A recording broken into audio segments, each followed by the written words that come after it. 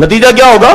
آپ تو بڑے وہ ہوں گے، ہاں جی بہترین ہے، اس کی تشریحات، اس کی امپلیٹیشن کتنی بہترین طریقے سے ہوتا ہے، کیسے سمجھاتا ہے، کس طریقے سے لے کے آتا ہے، وہ اس کی بات تو دماغ کو لگتی ہے، کھوپڑی میں بیٹھتی ہے، دل میں لگتی ہے، اثر کرتی ہے، ٹھیک ہے لگے رہو اسی کے پیچھے۔ یہ شیطانی حربے کہ کس انداز میں شیطان اسلام کے نام پہ انسان کو بہکائے گا۔ قال النبی صلی اللہ علیہ وسلم کلکم راع وکلکم مسئول عن رعیتہ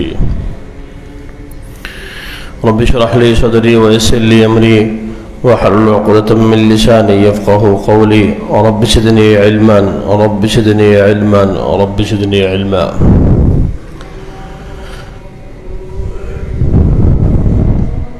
سامعین محترم،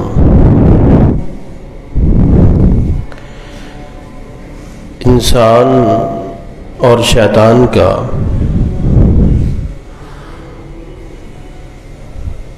روز اول کا آپس کا ایک عجیب سا تعلق ہے جو قائم ہے اور قیامت تک بھی رہے گا۔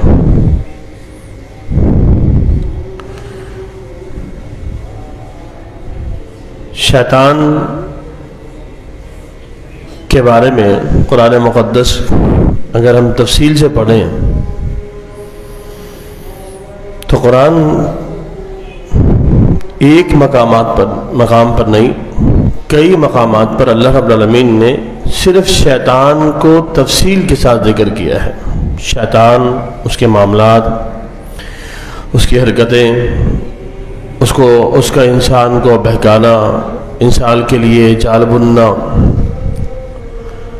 اللہ کے ساتھ اس کا مکالمہ، شیطان کا انسان دشمنی، یہ ساری چیزیں اللہ نے تفصیل کے ساتھ قرآن مقدس میں ذکر کی ہیں۔ میرے خیال میں 8-10 صورتیں تو میرے ذہن میں ہیں کہ جہاں اللہ رب العالمین نے شیطان کو تفصیل کے ساتھ ذکر کیا۔ وہ سورہ بقرہ میں بھی ہے، سورہ آل عمران میں بھی ہے، سورہ اعراف میں بھی ہے، سورہ مائدہ کے اندر بھی ہے، سورہ صافات میں بھی ہے، صاد میں بھی ہے۔ اللہ رب العالمین نے ان جگہوں پہ شیطان کو تفصیل، سورہ حجر میں ہے، سورہ ابراہیم کے اندر ہے، اللہ نے تفصیل کے ساتھ اس کو ذکر کیا ہے۔ میں شیطان کے 2 مقامات آپ کے سامنے رکھتا ہوں جو اس کے بھرم کے ہیں۔ اس نے جو اللہ کے سامنے بھرم بازی کی ہے وہ آپ کے سامنے رکھتا ہوں۔ وہ بھرم دیکھی کتنا خطرناک ہے۔ ایک سورہ اعراف کا ہے، ابتدائیہ ہے، اور ایک سورہ صاد کے آخر میں ہے۔ سورہ اعراف میں جو کہتا ہے قال فبما اغویتنی لاقعدن لهم صراطک المستقیم، اللہ تو نے مجھے گمراہ کیا ہے نا، تو نے مجھے گمراہ کیا۔ قال فبما اغویتنی، اللہ تیرے مجھے گمراہ کرنے کی وجہ سے تو نے مجھے گمراہ کیا ہے، تو نے مجھے یہاں سے نکالا ہے، اب دیکھ میں کیا کرتا ہوں، میں کیا کروں گا، لاقعدن لهم صراطک المستقیم، تو نے جو ان انسانوں کے لیے سیدھا راستہ بنایا ہے نا اس پہ بیٹھ کے دکھاؤں گا۔ اور بیٹھوں گا بھی کیسے، ثم لآتینہم من بین ایدیہم ومن خلفہم وعن ایمانہم وعن شمائلہم ولا تجد اکثرہم شاکرین۔ بیٹھنے کا انداز بھی بتا دیا اپنا۔ اللہ سے کہتا ہے کہ میں ان کے دائیں سے بھی آؤں گا، بائیں سے بھی آؤں گا، آگے سے بھی آؤں گا، پیچھے سے بھی آؤں گا، اور میں تجھے چیلنج کر کے کہتا ہوں وَلَا تَجِدُ أَكْثَرَهُمْ شَاكِرِينَ، تو اس انسانوں کی میجورٹی کو شکر گزار نہیں پائے گا۔ یہ شیطان کی بھرم بازی ہے، چیلنج ہے، دنیا کے کسی حکمران کے سامنے نہیں، دنیا کے کسی بادشاہ کے سامنے نہیں، کائنات کے خالق کے سامنے، اللہ کے سامنے اس کی بھرم بازی ہے۔ یہ ایک مقام۔ دوسرا مقام سورہ صاد کا آخر ہے، وہاں کیا کہتا ہے، قال فبعزتک لأغوینہم اجمعین، اے اللہ مجھے تیری عزت کی قسم ہے، یہاں قسم اٹھا کے کہتا ہے، اور قسم بھی اللہ کی عزت کی اٹھاتا ہے، اللہ مجھے تیری عزت کی قسم ہے میں ان سب کو گمراہ کر کے چھوڑوں گا۔ میں تیرے مخلص بندے بچیں گے جو بچیں گے، ورنہ ان سب کو گمراہ کرنا یہ میری ذمہ داری میں شامل ہو گیا، آج سے میں نے ان کو گمراہ کرنا ہے۔ اب یہ شیطان کی برم باتیں ہے۔ اب اللہ کا جو تعلق انسان کے ساتھ ہے وہ تو بڑا کمال کا تعلق ہے نا۔ اللہ تو انسان کے لیے رحمان بھی ہے، اللہ انسان کے لیے رحیم بھی ہے، اللہ انسان کے لیے غفور بھی ہے، غفار بھی ہے، رؤوف بھی ہے۔ یہ ساری صفات اللہ نے انسانیت کے ذکر کی ہے کہ اللہ انسان کے لیے یہ سب خوبیاں اپنے اندر رکھتے ہیں۔ اللہ کی ذات ان ساری خوبیوں کا کمال ہے، عتم ہے۔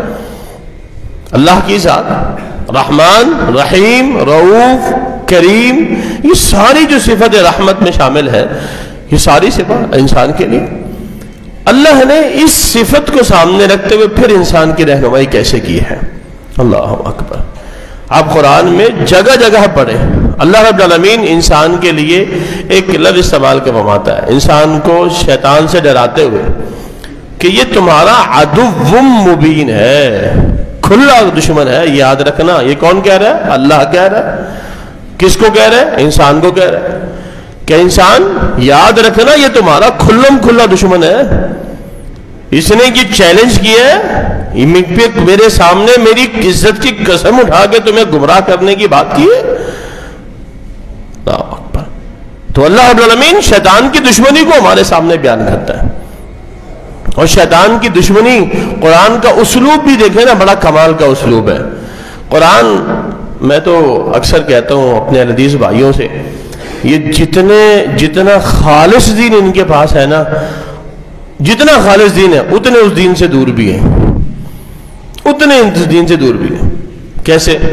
ہماری مساجد کے اندر نا، یہ ضمناً ایک بات، موضوع سے ہٹ کے ایک بات ہے، ہماری مساجد میں قرآن فہمی جس کو کہتے ہیں نا وہ نہیں ہے، اور کہیں اگر ہے بھی صحیح نا تو وہاں بس خانہ پوری والی کہانی ہوتی ہے۔ اور رمضان میں تو قرآن فہمی کا تصور نہیں ہے ہماری مساجد میں، تصور نہیں۔ تراویح کے بعد قرآن پڑھنا، قرآن سیکھنا، قرآن سمجھنا، قرآن کا خلاصہ سننا، قرآن کا مفہوم سننا ہے ہی نہیں، روٹین ہی نہیں ہے مساجد، اللہ ماشاءاللہ کہیں جیدہ کے مساجد میں ملے۔ اور جہاں ہے وہاں کیا ہوتا ہے، اگر 4 صفحے تراویح میں ہے تو خلاصے میں 1.5 صفحے سب بیٹھی ہوگی، ایک سب بیٹھی ہوگی، باقی سب چھٹی بھاگ رہے ہوں گے۔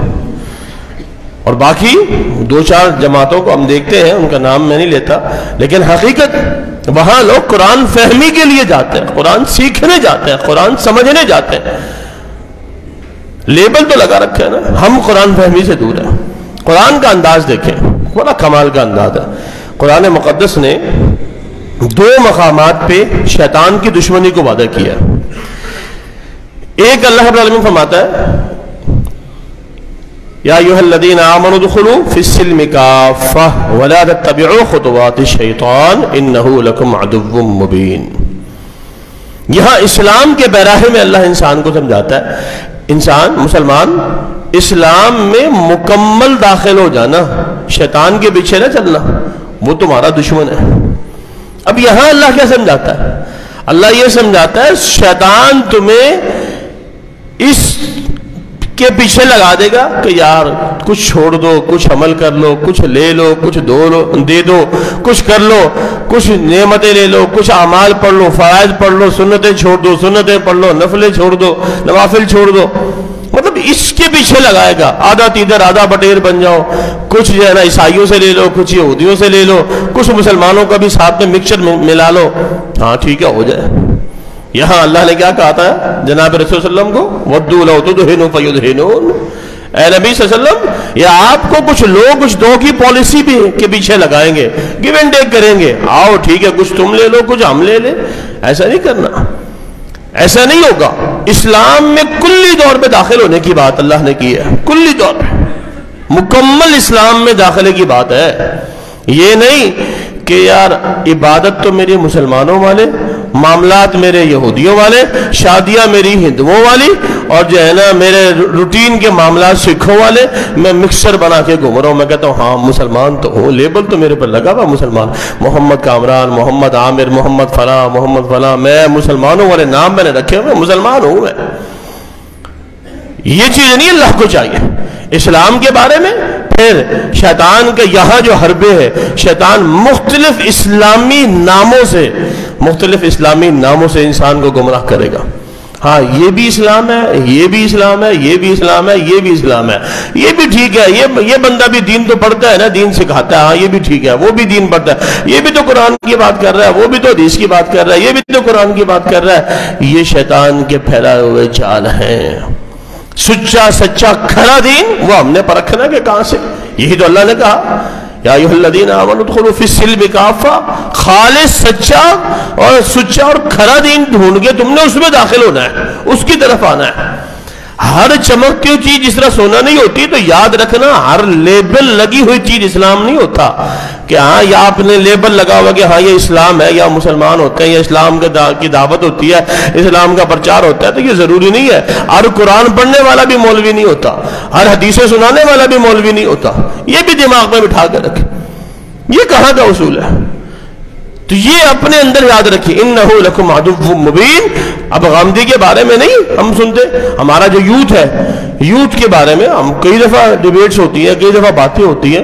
ہمارا نوجوان طبقہ جی غامدی تو بڑی بہترین قسم کی تشریحات اسلام کی کرتا ہے، حدیث کی بڑی بہترین تشریحات کرتا ہے. یہ انسپائریشن جو ہوتی ہے بچے ہمارے نوجوانوں کے اندر، یہ جو انسپائر ہوتے ہیں وہ کس بنا پہ؟ وہ حدیثیں سناتا ہے، وہ قرآن کی آیتیں پڑھ کے سناتا ہے. بندہ کہتا ہے بات تو بڑی ٹھیک کر رہا ہے، بہترین کر رہا ہے. یہاں اللہ نے ہمیں پہلے سمجھا دیا نا کہ وہ کرے گا کیا تمہارے ساتھ.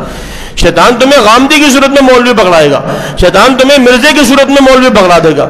نتیجہ کیا ہوگا؟ آپ تو بڑے وہ ہوں گے، ہاں جی بہترین ہے، اس کی تشریحات، اس کی امپلیٹیشن کتنی بہترین طریقے سے ہوتا ہے، کیسے سمجھاتا ہے، کس طریقے سے لے کے آتا ہے. وہ اس کی بات تو دماغ کو لگتی ہے، کھوپڑی میں بیٹھتی ہے، دل میں لگتی ہے، اثر کرتی ہے. ٹھیک ہے، لگے رہو اسی کے پیچھے. یہ شیطانی حربے کہ کس انداز میں شیطان اسلام کے نام پہ انسان کو بہکائے گا، اور بہکاتا ہے. ہمیں نہیں اندازہ. اللہ اکبر. ہم تو خیر اس طرف جانا ہی نہیں چاہتے نا، وہ ہماری سوچ ہی نہیں ہے کہ ہم اسلام کو اس اینگل سے دیکھیں جس اینگل سے ہمیں دیکھنا چاہیے. جو کرنٹ سچویشن چل رہی ہے، جو حالات ہمارے چل رہے ہیں، ہم اس اینگل سے دیکھنا ہی نہیں چاہتے کہ ہمارے ساتھ ہو کیا رہا ہے. ہم تو بس ہمیں تو وہ کہتے ہیں ٹرک کی بتی کے پیچھے لگایا ہوا کہ ہم لگے ہوئے بس. یہ جو ہمیں نماز، روزہ، حج، زکوٰۃ، ٹھیک ہے یہ اسلام کی بنیادی ارکان ہے. اب ایک آ گیا بس تم یہ کرتے رہو، یہی اسلام ہے، اس کے پیچھے یہ نہیں چھوڑنا، باقی ٹھیک ہے دیکھیں گے کیا ہوگا. بھائیو صرف یہی اسلام نہیں ہے. یہ بیجے میں بٹھانا، دماغ میں بٹھانا، صرف یہی اسی کو اسلام سمجھ کے بیٹھ گئے، صرف اسی کو بس، باقی سب کچھ چھوڑ دیا. نہیں، یہ اسلام نہیں ہے. یہ اسلام یہ بنیاد ضرور ہے، تتمہ نہیں ہے، کمال نہیں ہے، آخری چیز نہیں ہے کہ ہم اسی پہ بیٹھ جائیں. نہیں، اسلام اس سے آگے کی چیز ہے. اسلام بڑی کمال کی چیز ہے. آگے نکلتے چلے جائیں، داخل ہوتے چلے جائیں اسلام کے اندر، آپ کے سامنے اسلام اپنے دروازے کھولتا چلا جائے گا، اپنی نشانیاں کھولتا چلا جائے گا. اللہ رب العالمین آپ کے سامنے واضح ہو جائے گی چیزیں. اسلام کس کو کہتے ہیں؟ ایک تو یہ چیز، دوسری دو مقامات پر اللہ رب العالمین نے انسان کو ڈرایا، اور وہاں لفظ شیطان کے لیے عدو استعمال کیا. کیا کہا اللہ رب العالمین نے؟ یا ایھا الناس کلوا مما فی الارض حلالا طیبا ولا تتبعوا خطوات الشیطان انہ لکم عدو مبین. انسانوں، جو زمین سے ہم نے تمہارے لیے رزق نکالا ہے نا، وہ حلال اور پاکیزہ وہ کھانا، حلال اور پاکیزہ رزق کھانا. ولا تتبعوا خطوات الشیطان، شیطان کے پیچھے نہیں لگنا. کیوں؟ انہ لکم عدو مبین، اس لیے کہ وہ تمہارا کھلا دشمن ہے. وکلوا مما رزقکم اللہ ولا تتبعوا خطوات الشیطان انہ لکم عدو مبین. اس مقام پہ بھی اللہ نے یہی کہا کہ جو ہم نے پاکیزہ چیز تمہارے لیے پیدا کی ہے وہ کھانا، شیطان کے پیچھے نہیں لگنا، کیونکہ وہ تمہارا کھلا دشمن ہے. قرآن کے یہ دو مقامات آپ کے سامنے، جہاں اللہ کھانے کی بات کر رہا ہے، ساتھ میں اللہ کہہ رہا ہے شیطان کے پیچھے نہیں چلنا، تمہارا دشمن ہے. اس کا کیا مطلب ہے؟ شیطان تمہیں کھلانے میں بھی اپنی دشمنی دکھائے گا، کہاں سے دکھائے گا پتہ بھی نہیں چلے گا. اب یہ سمجھ میں نہیں آتی شیطان کیسے کھلانے میں؟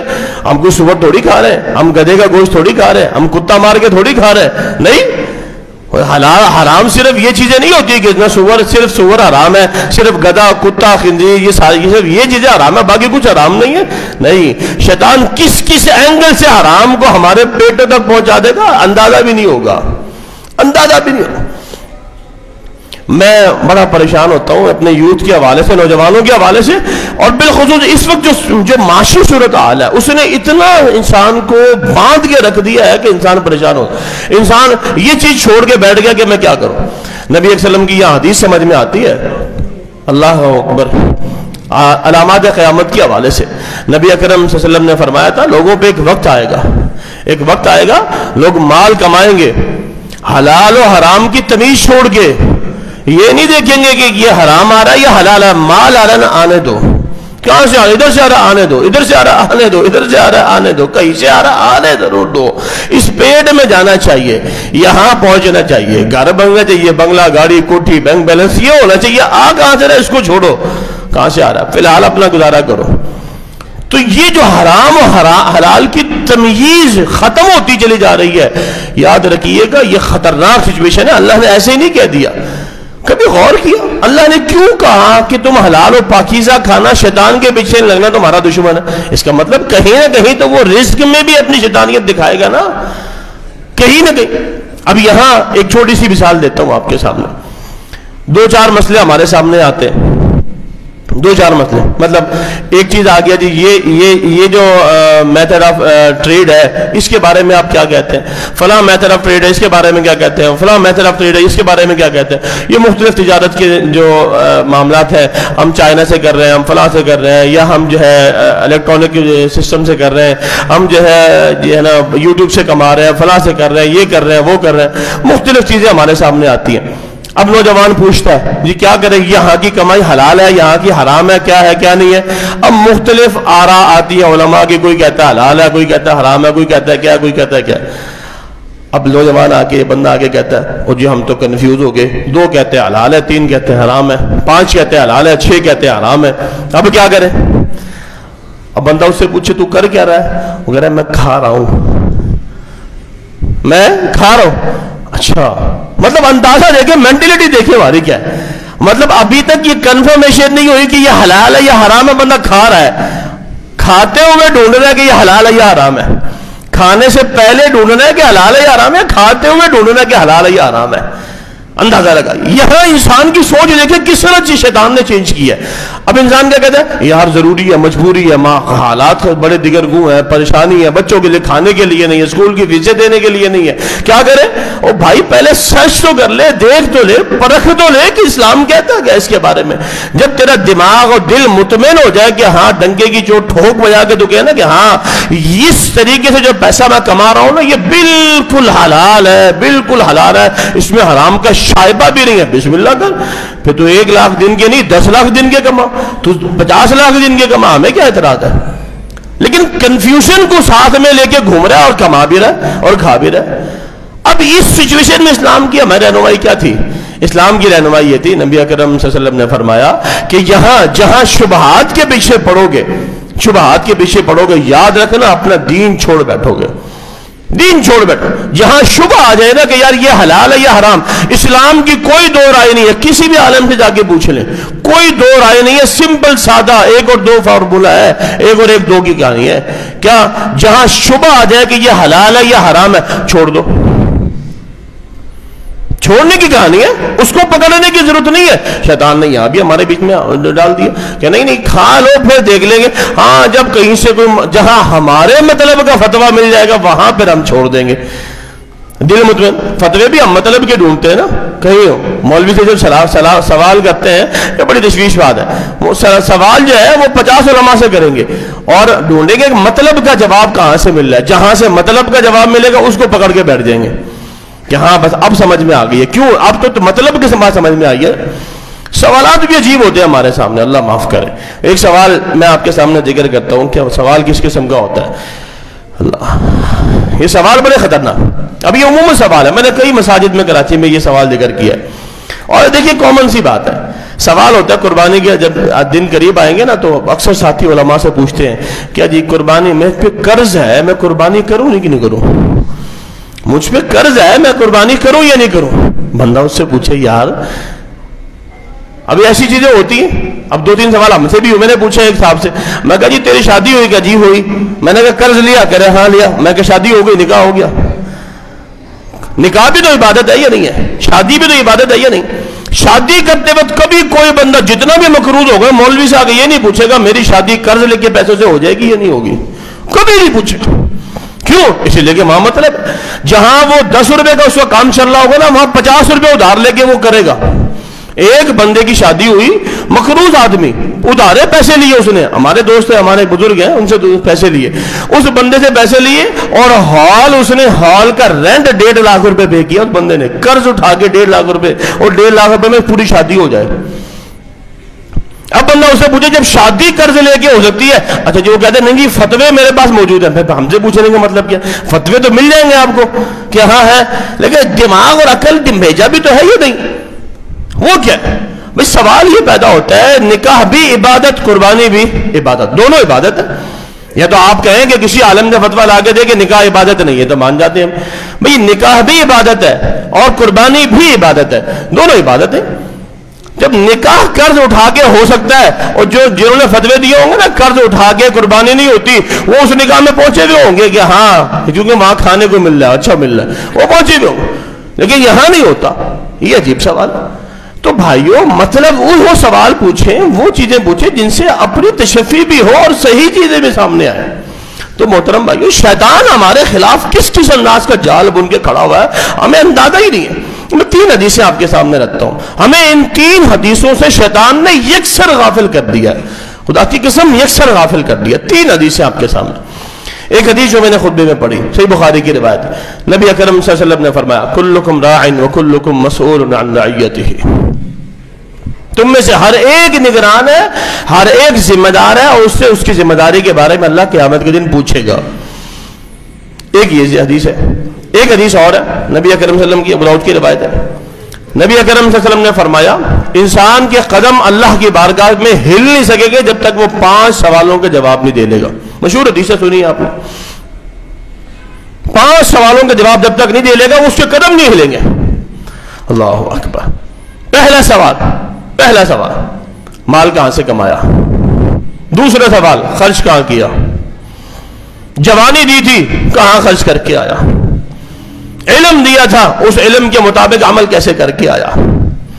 اب اندازہ لگا لیجیے یہ سوالات جو ہمیں بڑھائے جا رہے ہیں، جو ہمیں بتائے جا رہے ہیں، ان سوالات کی تیاری کبھی ہے ہمارے پاس؟ کوئی ہے؟ اب یہ بنیادی چیز، یہ اللہ کا FBR ہے، اللہ کا FBR، پاکستان کا FBR جب حرکت میں آئے نا تو اچھے اچھوں کے پسینے آ جاتے ہیں. اللہ کا FBR اللہ نہ کرے ہمارے لیے حرکت میں آئے، اللہ کا FBR حرکت میں آ گیا تو ہمارا حال کیا ہونے والا ہے؟ ہم کہاں کھڑے ہوں گے؟ یہی سوال اللہ ہم سے پوچھ لے، کما کے کہاں سے لایا، خرچ کہاں کیا، کہاں خرچ کیا؟ ہم میں سے کون ہے جو اللہ کو یہ حساب دے سکے؟ چلو پاکستان کا FBR ہو نا، ہاں کھڑا ہو جائے تو بندہ کیا کرتا ہے، یا 2 4 5 نمبر پرچیاں بنواؤ، جمع کراؤ، ٹیکس وکیل کو 2 4 لاکھ روپے دو. وہاں کون سا وکیل کرو گے؟ ہم انسان وہاں اللہ کی بارگاہ میں کون سا وکیل کھڑا کریں گے؟ کون سا وکیل کھڑا کریں گے جو اللہ کے سامنے پرچیاں پیش کرے گا؟ اللہ یہ پرچی، یہ پرچی، یہ پرچی. وہ تو یہ ہے، یہ سارا رجسٹر ہو رہا ہے، کیا ہو رہا ہے؟ یہاں معاملہ یہ، ان سوالوں کی تیاری کے لیے غور ہی نہیں ہے. شیطان نے ہمیں صرف لگایا ہی نہیں ہے. یہ بنیادی چیز. اب جو پہلی حدیث ہے اس کے سامنے بات کرتے ہیں، کلکم راع وکلکم مسئول عن رعیتہ. اس کے حوالے سے جو آیت ہمیں پیش کی جاتی ہے وہ سورۃ تحریم کی آیت ہے. اللہ اکبر. یا ایھا الذین آمنوا قوا انفسکم واہلیکم نارا وقودھا الناس والحجارہ. ایمان والو اپنے آپ کو بھی جہنم کی آگ سے بچاؤ، اپنے اہل و عیال کو بھی جہنم کی آگ سے بچاؤ. یہ جو میری بیوی ہے، میرے بچے ہیں، یہ میرے اہل و عیال ہیں، یہ میرے اہل و عیال ہیں. بنیادی جو ذمہ داری رب نے میرے کندھوں پہ ڈالی ہے نا، وہ ان کو جہنم سے بچانے کی ذمہ داری ہے. ان کو پیزا کھلانے کی ذمہ داری نہیں ہے، ان کو KFC پہ لے جا کے اچھا کھانا کھلانے کی ذمہ داری نہیں ہے، ان کو میکڈونلڈ کے کھانے کھلانے کی ذمہ داری نہیں ہے. ان کو جو ہے نا وہ شاہد آفریدی کے بوتیک سے اچھے اچھے سوٹ لے کے دینے کی ذمہ داری نہیں ہے. یہ ذمہ داری اللہ نے میرے کندھوں پہ نہیں رکھی. میری ذمہ داری یہ ہے کہ میں اپنی بیوی کو، اپنے بچوں کو جہنم کی آگ سے بچانے کا فارمولہ میرے پاس کیا ہے؟ میرے پاس ہے فارمولہ. میری 24 گھنٹے کی زندگی میں اپنا تجزیہ کروں، آپ سب ہم سب اپنا تجزیہ کریں. میں نے اپنی 24 گھنٹے کی زندگی میں پورا دن 12 گھنٹے کا، 12 گھنٹے کی رات، یہ پورا جو 24 گھنٹے کا ایک سرکل ہے، اس میں کن کن لمحوں میں اپنی بیوی کو، اپنے بچوں کو جہنم سے بچانے کی کوشش کرتا ہوں. جہنم سے بچانے کے دور کی بات ہے، باپ بھی اور ماں بھی جہنم کی طرف دھکیلنے کی کوشش کرتے ہیں. لے پتر یہ لے پہنچ، ڈائریکٹ فلائٹ ہے، آگے نکل آگے نکل. ہم تو یہ کر رہے ہوتے ہیں. ان ذمہ داریوں سے شیطان نے یکسر غافل کیا ہمیں، ہم اس سے چھوڑ چکے. ان چیزوں کو ہم نے بالکل نظر انداز کر کے رکھ دیا. تیسری حدیث نبی اکرم صلی اللہ علیہ وسلم کی، اللہ اکبر، تیسری حدیث، انسان قبر میں پڑا ہوگا، قبر میں پڑا ہوگا انسان، اور قبر میں پڑے ہوگے 3 سوال اللہ کرے گا، اللہ کے فرشتے کریں گے انسان سے. 3 سوال. ان 3 سوالوں کی تیاری میری کتنی ہے؟ شیطان نے ہمیں اس سے ہٹا دیا، اتنے مسئلوں میں الجھا دیا، اتنے مسائل میں الجھا دیا. ان 3 حدیثوں کے متعلق یاد رکھیے گا ہم کتنے علماء سے سوال کرتے ہیں. ہم کسی عالم سے آگے پوچھتے ہیں کہ ہمیں یہ بتائیے کہ یہ جو میں کام کر رہا ہوں یہ کہیں جہنم کی طرف تو نہیں لے کے جا رہا، مجھے یہ کام کر رہا ہوں میں جہنم کی طرف تو نہیں لے کے جا رہا، یہ کام کر رہا ہوں جہنم کی طرف تو نہیں لے کے جا رہا، کہ میرے بچے جہنم میں تو نہیں جا رہے، میں ان کو اس راستے پہ لگا رہا ہوں کہ جہنم کی طرف تو نہیں جا رہے. ہم پوچھتے ہیں علماء سے آ کے. یہ سوال کبھی نہیں پوچھ رہا ہوتا ہمیں. کیوں؟ اس لیے کہ ہمیں ضرورت ہی نہیں ہے. شیطان نے ہمیں اس دماغ سے نکال دیا بالکل. ہم تو دوسرے اینگل پہ دوڑتے ہوئے جا رہے ہیں. من ربو کا، ما دینو کا، من نبیو کا، یہ 3 سوال. ان 3 سوالوں کی ہم نے کہاں تیاری کی ہے؟ میرے بچے کو، میرے بیٹے کو، میری بیٹی کو، میری بیوی کو کیا میرے رب کی تعریف پتہ ہے؟ میرے رب کی پہچان ہے کہ میرا رب کون ہے؟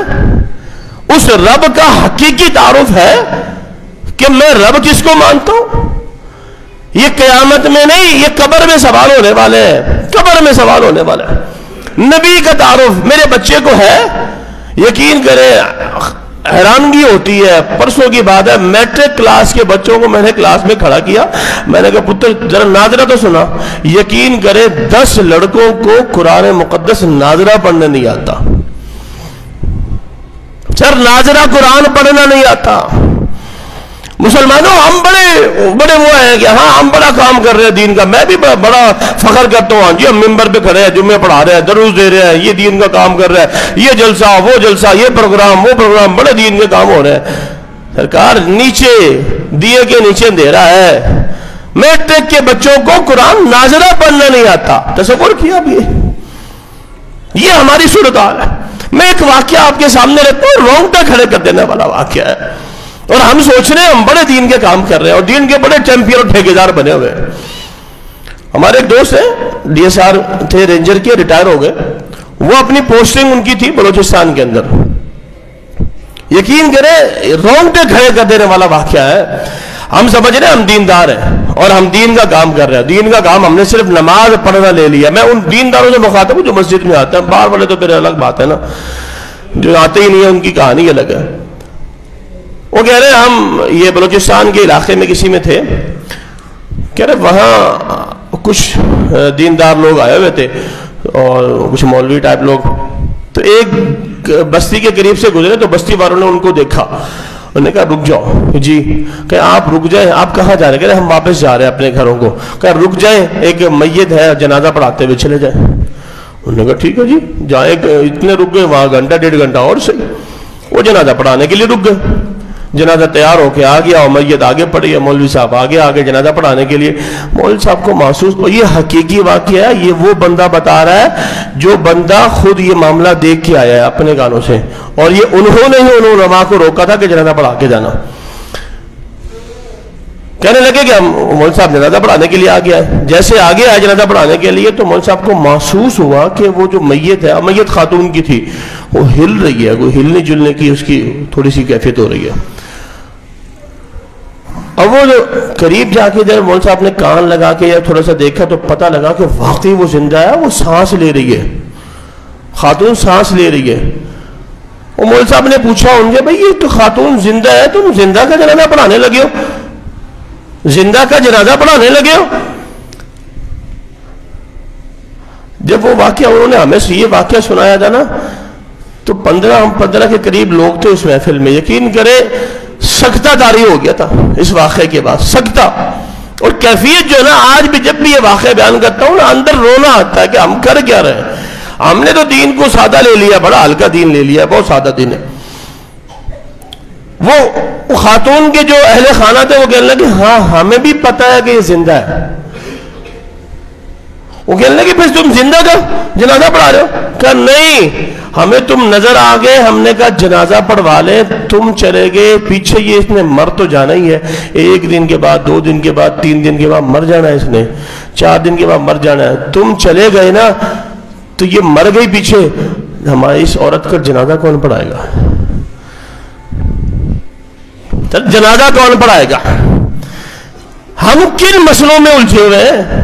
ہم کہاں اپنا ٹائم, اپنا وقت, اپنی صلاحیتیں برباد کر رہے ہیں؟ دین کو ہم نے کس اینگل سے لے کے لے لیا؟ ہم کہہ رہے ہیں دینداری بس یہی ہے. ہمارے بہت سارے ساتھی ہیں جن کے پاس کبھی کچھ کسی حوالے سے جائے نا, وہ کہتے ہیں بس نہیں دینداری. انہوں نے, ہر کسی نے اپنے دینداری کا ایک زاویہ اپنے ذہن میں فکس کر کے رکھا ہوا ہے. اس کی نظر میں دینداری یہی, اس کی نظر میں دینداری یہی, اس کی نظر میں دینداری ہے, اور کچھ نہیں. ہر کسی نے دینداری کا زاویہ فکس کیا. پھر یہ کہنے لگے کہ ہم نے وہاں ایک بڑا سینٹر بنایا, ادارہ بنایا, اور وہاں الحمدللہ ہم نے وہ بندے اپوائنٹ کیے, اور وہاں الحمدللہ وہ ان کو لکھنا پڑھنا بھی سکھاتے تھے, اور اسی خاندان میں سے ایسے لوگ تیار کیے جو ان کو قرآن بھی پڑھائیں, جنازہ بھی پڑھائیں. میرے بھائیوں, یہ بنیادی ذمہ داریاں ہم ان سے غافل ہو گئے ہیں. نہ ہمیں اپنے گھر کی فکر ہے. گھر کی فکر یہ ہے کہ کھلانا ہے, گھر کی فکر یہ ہے کہ پہنانا ہے, گھر کی فکر یہ ہے کہ اس کو پڑھانا ہے. گھر کی فکر یہ نہیں ہے کہ میں نے اپنے گھر کو, گھر والوں کو جہنم سے بچانا ہے. یہ فکر نہیں ہے. اور یہ 5 سوالوں کی تیاری جوانی ہے. کہاں خرچ کیا, پیسہ کمایا, کہاں سے کمایا, کہاں خرچ کیا. علم, اللہ نے علم دیا تھا, یہ خاص طور پہ ہمارے لیے ہے, پھر سب کے لیے. یہ ہمارے لیے کہ کتنا علم دیا تھا ہم نے, اس پہ عمل کتنا کر کے آیا. ممبر پہ تو بڑے گرجتے برستے تھے کھڑے ہو کے, ہاں بڑے, جمعے کے بعد, درس کے بعد, جلسے کے بعد لوگ کہتے واہ واہ بلے بلے ماشاء اللہ مول صاحب نے تو آج جو نا چھوٹے لا دیے تھے, مجھ سے بات دیے تھے, نہیں کر دیے تو نہیں کر دیا. لیکن عمل کتنا تھا, عمل کتنا تھا, عملی زندگی کتنی تھی, خود کتنے عمل میں پورے تھے, یا عمل میں بالکل نکٹھو دینا کارا تھے, کتنا تھا. اور میرے بھائیوں, یہ قبر کے 3 سوالات. اور چوتھا سوال قبر کا ابو داؤد کی روایت ہے. چوتھا سوال کئی دفعہ ذکر آپ نے سنا ہوگا, اندازہ لگا جی ہر بندے سے سوال ہوگا یہ چوتھا سوال. جس نے 3 سوالوں کے جواب دیا اس سے بھی, جس نے نہیں دیا اس سے بھی. جس کو جواب آ گیا نا کہ میرا رب اللہ ہے, میرا نبی محمد ہے, میرا دین اسلام ہے, فرشتے اس سے پوچھیں گے سوالوں کی تیاری کہاں سے کر کے آیا ہے, کہاں سے کر کے.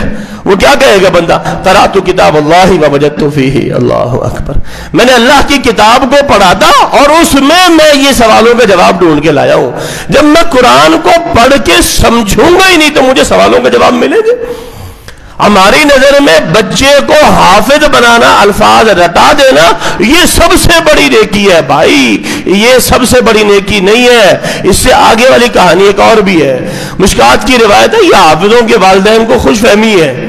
مشکات کی روایت آپ کے سامنے پیش کرتا ہوں. نبی اکرم صلی اللہ علیہ وسلم نے فرمایا, اس بندے کے, اس بچے کے والدین کو قرآن مقدس جس نے حفظ کیا ہوگا, جس نے یاد کیا ہوگا, اس کے والدین کو قیامت کے دن تاج پہنایا جائے گا سونے کا, جس کی روشنی دنیا کے شروع سے زیادہ ہوگی. کس کو؟ جس نے قرآن پڑھا اور اس پہ عمل کیا. قرآن یاد کیا, اس پہ عمل کیا. اور سرکار عمل ہے, عمل, اور عمل فہم کے بغیر نہیں آتا. عمل فہم کے بغیر نہیں آتا. فہم ہوگا تو عمل ہوگا, فہم نہیں ہے عمل بھی نہیں ہے, عمل ہے ہی نہیں. تو ہم نے کہا پھر 30 جس نے سوالوں کے جواب نہیں دیے, فرشتے اس کی گدی پہ, یہ گدی ہے. آج تو خیر بچوں کو مارنے کی اجازت نہیں ہوتی, نہ اسکول میں نہ مدرسے میں. ہمارے زمانے میں الحمدللہ ہم تو خوش نصیب ہے. ہم کہتے ہیں خوش نصیب ہے کہ ہم استادوں کی مار کھا کے ہیں, الحمدللہ ہم کہتے ہیں. کیوں؟ اللہ کی توفیق سے. اس لیے کہ وہ استاد تھے واقعی, اور ان کی ماریں ہمارے لیے قابل رحمت تھی اللہ کی طرف سے, الحمدللہ. حقیقت ہے, جب یہ گدی پہ چماڑ پڑتا تھا نا 14 طبق روشن ہو جایا کرتے تھے. چماڑ پڑنے سے فرشتے اسی گدی پہ لوہے کے ہتھوڑے ماریں گے، ہتھوڑے، اور کیا کہیں گے، یہ بیچا، یہ کھوپڑی اللہ نے دی تھی، اس کو قرآن میں استعمال کر کے کیوں نہیں آیا؟ میرا بچہ IIT سے پاس آؤٹ، میرا بچہ کراچی یونیورسٹی سے، میرا بچہ IBA سے، میرا بچہ لم سے، میرا بچہ جو ہے نا اقرا سے، میرا بچہ فلاں سے، بحریہ سے، ادھر سے ادھر سے، میرے بچے نے یہ ڈگری لے لی، وہ لے لی، یہ کاروبار کر لیا، وہ کر لیا، میرے بچے نے قرآن نہیں سیکھا، میری بیوی نے قرآن نہیں پڑھا، میری بیٹی نے قرآن نہیں پڑھا۔ او بھائیو، شیطان شیطان کے حربوں سے بچانے کے لیے اللہ اکبر، اندازہ لگائیے، 3 باتیں آپ کے سامنے رکھتا ہوں۔ سب سے پہلی چیز، شیطان سے بچنے کے لیے سیدہ مریم کی والدہ نے کیا کہا تھا؟ انی اعیدھا بک وذریتھا من الشیطان الرجیم، اے اللہ تو نے مجھے بیٹی دی ہے نا، اللہ میں اس بیٹی کو تیری پناہ میں دیتی ہوں کہ اللہ اس کو، اس کے اولاد کو شیطان سے بچا کے رکھنا۔ اللہ اکبر۔ نبی علیہ السلام اپنے نواسوں پہ دم کرتے تھے، کیا کرتے تھے؟ اعیذکما بکلمات اللہ التامۃ من کل شیطان وہامۃ من کل عین لامۃ۔ شیطان سے بچانے کے دم کیا جا رہا ہے، دم ہو رہا ہے، ہم کیا کر رہے ہیں؟ اور پھر یہ بات جب ذکر ہوتی ہے تو لوگ کہتے ہیں کہ یار یہ مجمع میں ذکر کرنے کی نہیں ہوتی۔ میں کہتا ہوں مجمع میں ذکر کریں گے تو عقل میں آئے گی نا۔ اندازہ لگا لیجئے، جب بچے کی پیدائش کے لیے ماں اور باپ اکٹھے ہوتے ہیں تو اللہ نے اس موقع پہ بھی دعا سکھائی ہے، کیا؟ شیطان سے بچنے کی، اللہم جنبنا الشیطان وجنب الشیطان ما رزقتنا۔ وہاں بھی اللہ نے دعا سکھائی ہے کہ شیطان سے بچنا، یہاں پہ بھی رک کے اس موقع پہ بھی شیطان سے کس جگہ سے ہم نے نہیں بچنا، اپنے آپ کو نہیں بچانا اور اپنی نسلوں کو نہیں بچانا۔ بھائیوں، اپنی ذمہ داریوں کی فکر کرنی ہے، شیطان کے حربوں کو جاننا ہے، پرکھنا ہے، اور اپنی ذمہ داریوں کا احساس کر کے اپنی ذمہ داریوں کو ادا کرنے کی کوشش کرنی ہے۔ یہ بنیادی ذمہ داری ہے، میری بھی اور آپ کی بھی۔ اللہ ہم سب کو عمل کرنے کی توفیق عطا فرما دے، آمین۔